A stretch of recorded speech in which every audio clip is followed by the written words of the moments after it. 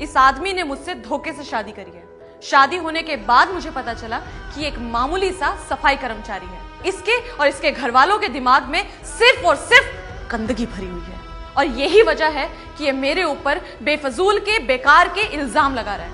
और जज साहब, मैंने फैसला कर लिया है कि अब इसके आगे मैं इस आदमी के साथ नहीं रहना चाहती। तुम्हें अपनी सफाई में कुछ कहना है? एक सफाई कर्मचारी जिसने समाज की गंदगी साफ करी, आज उससे कहा जा रहा है कि अपनी सफाई में कुछ कहना है। जैसा इन्होंने कहा कि हमने इनसे धोखे से शादी करी, इन्हें पता नहीं था कि हम सफाई कर्मी हैं।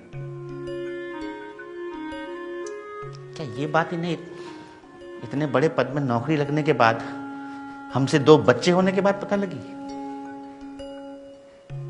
इन्होंने हमें, हमारे माँ बाप को भला बुरा कहा, हम बर्दाश्त कर गए, पर आज ये हमें हमारे बच्चों से तक मिलने नहीं दे रही है।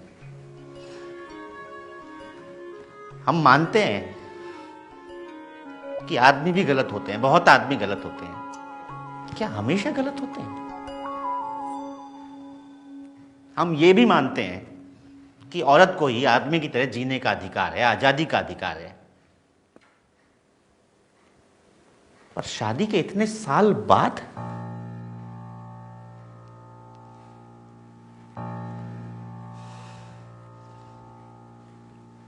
कहने को बहुत कुछ है जज साहब, पर बस इतना ही कहेंगे कि हमने एक सपना देखा था, समाज से एक और गंदगी साफ करने का।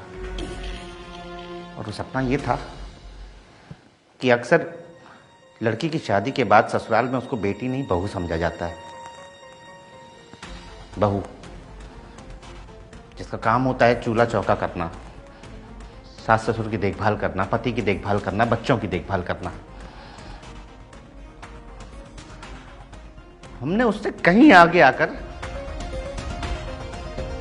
अपनी पत्नी को पढ़ाना चुना। इसमें हमारा लालच था हमारा लालच। और लालच ये था कि हम चाहते थे कि अगर हमारे बच्चों की माँ पढ़ी लिखी होगी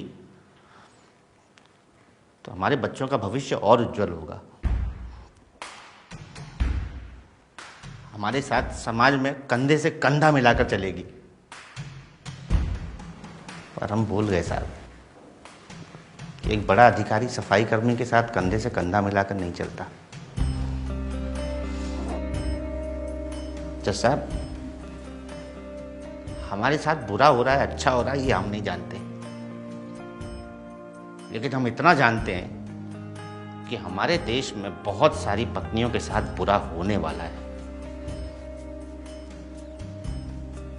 अगर आज इसमें कुछ सोचा नहीं गया ना, तो कल पति अपनी पत्नियों को आगे पढ़ाने के लिए सोचेंगे जज साहब।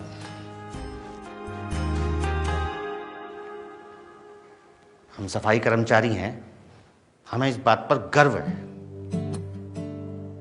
ये भूल गई कि इनकी आगे की पढ़ाई का पैसा वही सफाई कर्मचारी के पैसों से आया था। वो फीस उसी तनख्वाह में से भरी गई थी।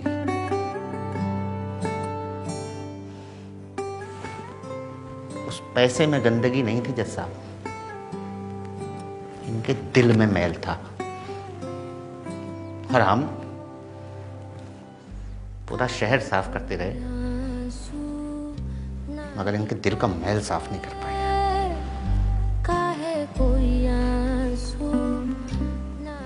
शहर की सफाई हम देख लेंगे जज साहब,